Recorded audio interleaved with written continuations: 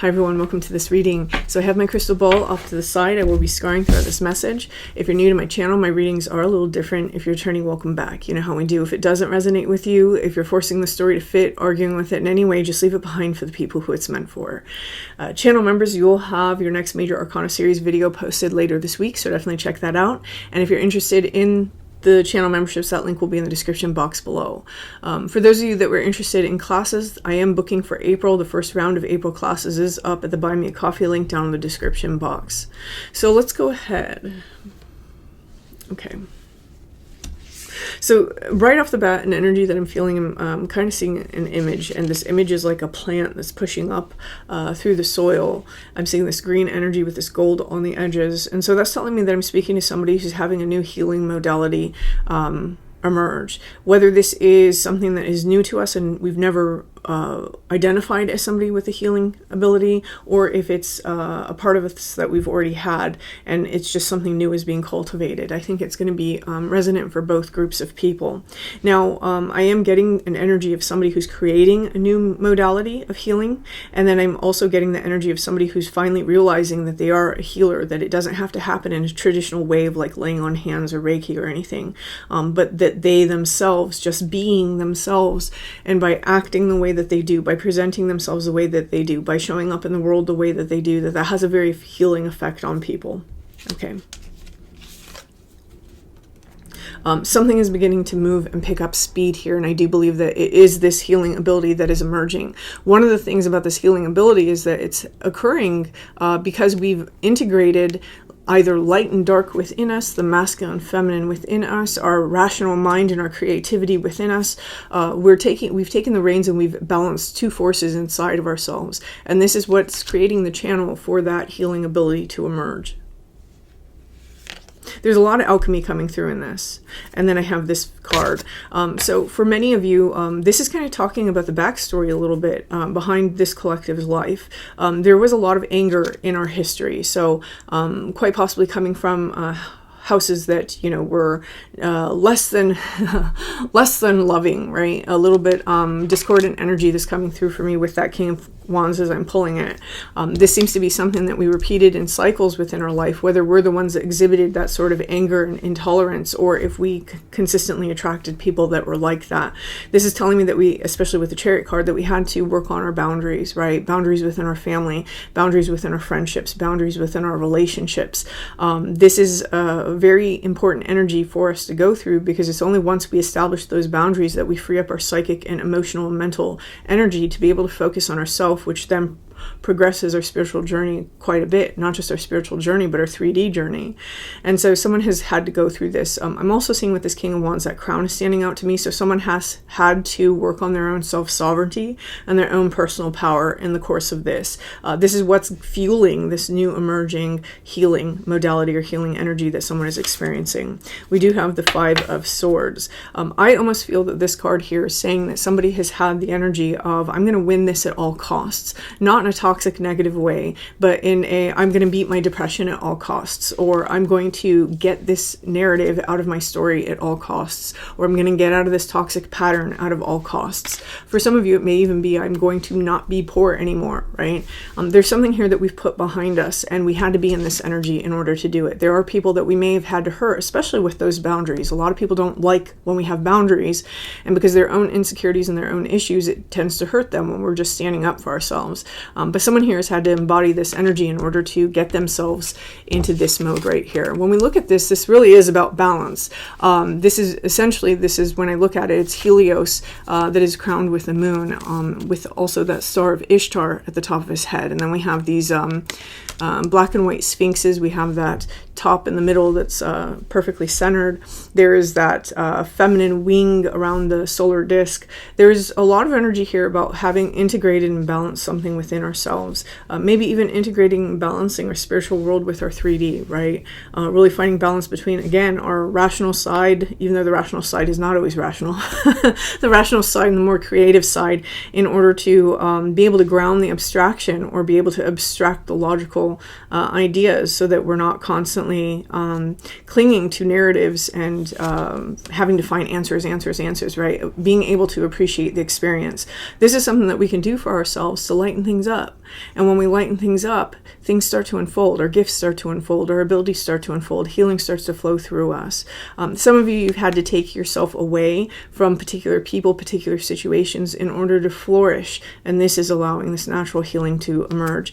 This is coming in quick. So for some of you, especially if this was a healing modality that you suddenly had inspiration from, that's what the Knight of Swords is indicating, that this is something that came into almost the telepathic or mind spaces quite quickly.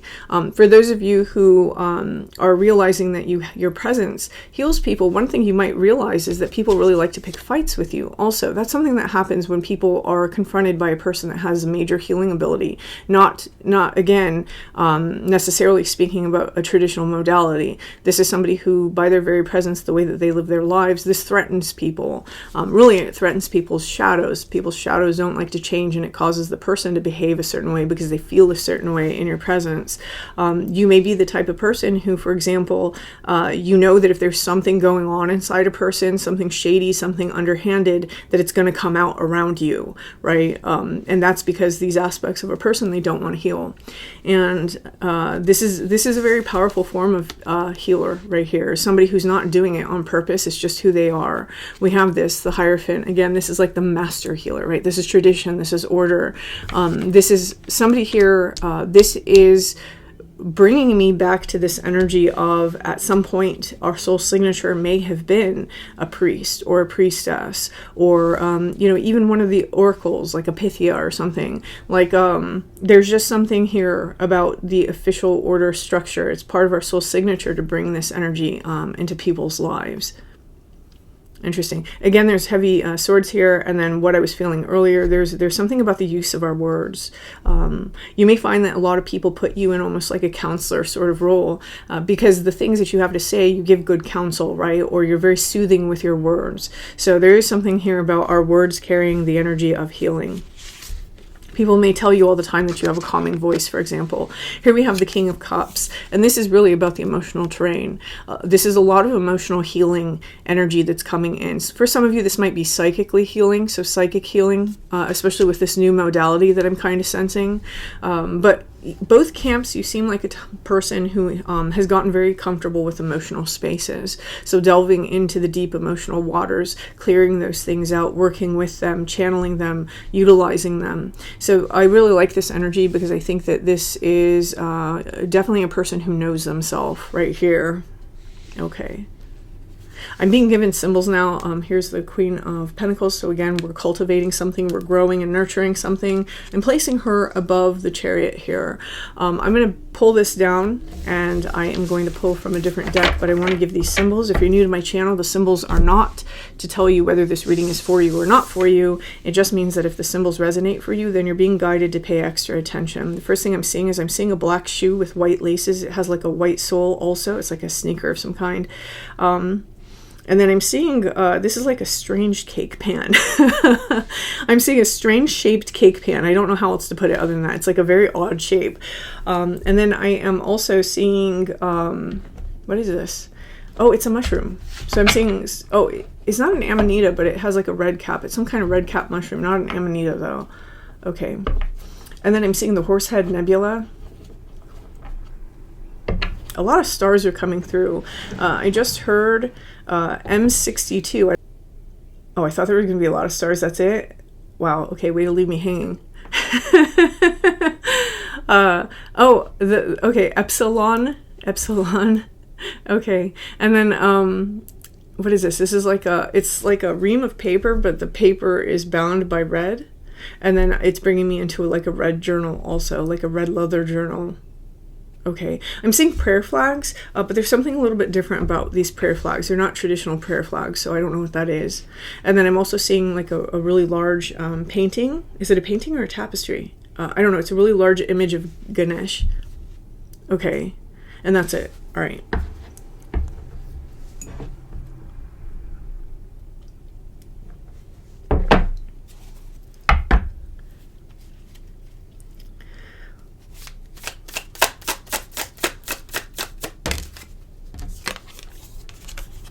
we have the Smith, overthinking and taking action.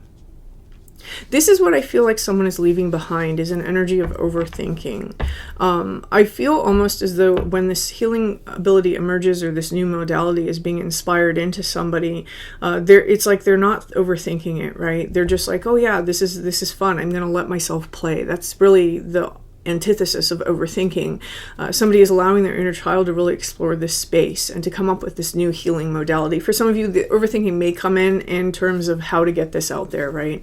I do feel that some of you are working on a book in regards to that, and others of you are setting up like some sort of center or workshop regarding this, and I do feel that that will be rather successful for you. Here, one of the things that I'm seeing is this taking action, and with the Smith, we're really talking about the forge. Whoever this reading is for, I have a reading from a few days ago called at the Master Maker's Forge, or at the Forge of the Master Maker, or something that's on the thumbnail. You may resonate with that reading having been in your past. There is that type of energy that's coming through here in this past position for me, where somebody has really refined themselves. They've really made themselves. This is about self-making. So whoever this message is for, you're probably somebody who has healed a lot of your own insecurities. You've, again, worked on these boundaries. You've really come into this space of love that's allowing this healing energy to grow. And this is reminding me of yesterday's reading, which will be linked at the end of this video, about a particular very special gift that's emerging.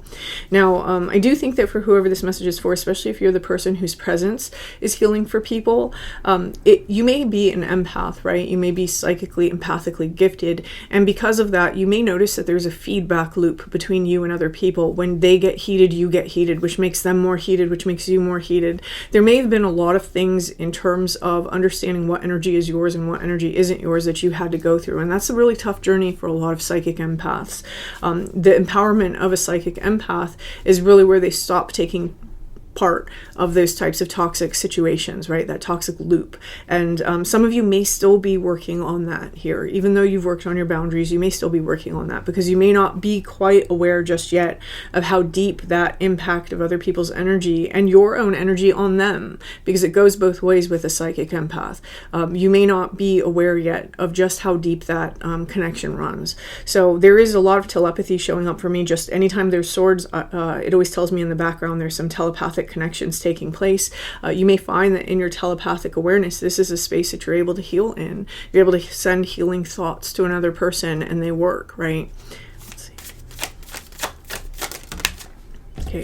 We have the Muse, generosity and naivety. Again, I think that somebody had been extremely generous, extremely naive towards the intentions of other people, the ways that they were allowing themselves to be used. And this is where those boundaries really come in. Now, I am being drawn towards the cups. The cups really speak to our psychic centers. For me, they also represent the chakras. So someone here, you may be focusing a lot on your solar plexus with the way that the Queen of Pentacles holds that pentacle in her lap. You may be focusing a lot on your own confidence, on the way that you're showing up in the world, and creating your own stability, all those lower centers, right? And this may be one way that people are looking at you kind of like in admiration, like, wow, you did all this for yourself, right? It's like people around you are taking notice of the things that you're doing for yourself, even if they don't say it, right? People aren't going to usually come out with things like that. But you'll know in the way that people behave. And I do feel that a lot of people really do think very highly of you. And this may be one reason why people tend to lash out. We have the Hound, loyalty, chains, and promises. When people feel like, wow, I really care about what this person thinks, and then you have a negative opinion of them, or you have something that you want to say to them, they react, right? And that's because it hurts them. They don't have the emotional maturity to understand that those conversations have to happen and that they can control those emotions. It's just a reaction that they have. And that's not, nowhere in here am I saying that that's okay. What I'm saying is that this may be something that a person has experienced. With the Hound and the loyalty, chains, and promises, there is something here that we may feel that we made a promise about sometime in the past. Whether this is a promise to ourselves to heal others or to help others, it feels a little bit like a vow that we've undertaken for ourselves. And I don't mean like a vow before this lifetime, although that certainly can play a role. But how it's more striking me is that it's something that we vowed to ourselves in this lifetime. Like, you know, I see that there's a lot of hurting people, and I vow to help. I vow to do my part in this little earth walk time that I have. have this time around. And I'm seeing that touching this Knight of Swords to this Hierophant. So it's really using your words wisely, again, is coming through. I do have the Knight of Swords, but then I have this wolf that's destroying this sword. So it's almost like disarming people's aggression is an ability that somebody has inside this healing ability. It's also cutting through confusion. So someone here is able to change certain viewpoints or certain ideas or ideologies with their words and provide new insights that maybe make a little bit more sense or help people to heal themselves. Okay. We have the Enchanter, which is deception, trickery, and then we have the Thief, seizing the moment, and selfishness. I'm feeling that these go underneath this. So we have this sort of theme here. We have this taking action and generosity, and then it flips, right? Flips slowly through this biting of the sword. And under here, what we have is like these shadow qualities, where it's deception, trickery, selfishness. These may be energies that the person who I'm speaking to in this collective had to clear up within themselves, or that they had to accept about themselves. Because of this may be something that we experience in the world outside of us, right? Oftentimes the things that we experience in the world outside of us, they do mirror little things inside of us that we are rejecting. And so it's a way that our 3D is trying to get us to heal something inside of ourselves. So this may be an energy that we have had to clear up. This may be, and I'm going to say this, right? The energies that we had to integrate, the energies that we had to clear up, these are the ones that were best equipped to help others heal. And so this seems to be a major theme for somebody. I'm not going to say that this is the theme here for everybody inside this collective, but for somebody here, there is a theme of deception, trickery, and selfishness that is coming into play. The selfishness is hitting me more for the people who are psychic empath. There may have been a flip at some point where we saw from the outside and we saw, oh wow, that was actually really selfish from me, even though I thought I was being very generous, and it was due to some sort of naivety, right? And then what we have here with the overthinking and the action, we have the deception and trickery. So somebody who is creating this new healing modality, one of your shadow aspects that you may have had to conquer might have been not necessarily being 100% with people, right? We see this all the time when people placate other people or when they don't speak their truth, right? This is a deceptive energy, even if we don't mean it to be. So, and a lot of times it is because of overthinking. We have to switch that overthinking into actual action and understand that we owe it to ourselves and other people to speak our truth, whether they like it or not. And not that you really owe it to other people, you owe it to yourself, really. But you wouldn't like it if people weren't honest with you, right? So that's an energy here in the shadow qualities that somebody may have had to work on in this collective. So for those of you who did deal with that, especially inside, for example, not being able to show up authentically as yourself, you may find that one of the ways that you're able to help people is by helping people to show up and be authentically themselves. If you are somebody who acted from a selfish place, you may be equipped now to help people understand how to be more considerate of other people. Let's see. Okay, we have these two cards on the side, and we have the air, unseen potential, and hesitation. And so this ability is an unseen potential. When we think, a lot of times when people think about healing, they think about healing a very specific way. They don't realize that this is a healing energy, right? And a lot of people deal with this sort of, I know everyone calls it imposter syndrome, right? And so people deal with this sort of imposter syndrome, like, oh, I'm not really equipped to do that. I'm not really able to do that. You are as equipped as anybody to help people grow and evolve, especially if you've done the work to grow and evolve yourself, right? That's what we're doing here in Earth. That's all of our interactions are helping us to grow and to evolve if we're able to listen, right? If we're open to allowing that help to come. I always say, I was in this really abusive relationship for 3.5 years, and I always say that individual helped me grow into exactly who I am today. And I wouldn't change that for the world. If I had to do it all over, I would be in that again, because I wouldn't be the person I am today if it wasn't for that. That individual helped me grow exponentially, and not the situation, the person. So here with this unseen potential and hesitation, somebody, you got to put your crown back on. You got to put your crown back on. Like it's a self-confidence thing, right? That solar plexus keeps coming up inside this reading. So here with the botanist, we have parenthood and legacy. For some of you, you may have a little bit of a hard time balancing this new ability because you do have a family, right? Children that you're raising, for example, that require a lot of attention. But this is the perfect place to bring that healing energy, is to your children, right? Helping them to see the world a little bit differently than maybe most people see it. Helping them to, gently cultivate their own sense of boundaries and their own sense of compassion. Here, what we have is also legacy. For some of you, what you're leaving, you're the parent of a particular thing, unseen potential that you're bringing forward, that you will leave a legacy with, right? Again, for those of you with a healing modality, this especially is the case. I do feel that whoever it is who has this newfound or new healing modality that they're trying to bring forward, I do think that this is something that the world needs. And so it's very important for you to kind of break free of these particular types of chains that hold us back from doing so. So let's see. I think that's it. Okay, I'm going to pull one more. Well, I said that's it, and then pull one more. 2 more? 3 more? 3 more. Okay, and I'm being told that I'm going to talk about these cards. I'm not going to try to tie them into this reading. I'm supposed to talk about these cards and explain to somebody what they mean, and that those cards are going to be symbols for a person, apparently. So... okay, so the first one is Taitlin the Sylph. Now, Taitlin the Sylph is about a lot of rapid ideas. Sometimes this is my ADHD card, just because she's going so fast and she's all over the place, and she, has all these wonderful ideas, but she doesn't know how to really focus on any of them. Okay, we have the Spirit Dancer. This is the person that has unbridled creativity. Sometimes that unbridled creativity can land them in some trouble because they're not looking where they're going, right? They're just, oh, I feel this way, so let me go do it. And, I'm going to create this beautiful thing. And then, oh, I'm on to this next thing that's super beautiful. And this is like that mad artist sort of energy. But the thing about the mad artist energy is that it can sometimes burn us out.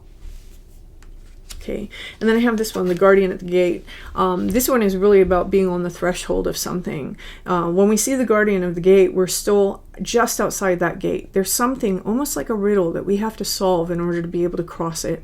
Sometimes this speaks to me of the dweller on the threshold, for those of you who know what that is. So that might be a symbol for somebody. But the Guardian of the Gate is really that one little piece that we need before the gate opens and we're allowed to pass. Okay, the numbers that are showing up, in case they are symbols for people, is 4, 5, 3, 3, and 6. So, okay, I'm going to leave this here. I hope this resonates with you. If it did, please hit that like button. Feel free to leave me a comment, and until next time.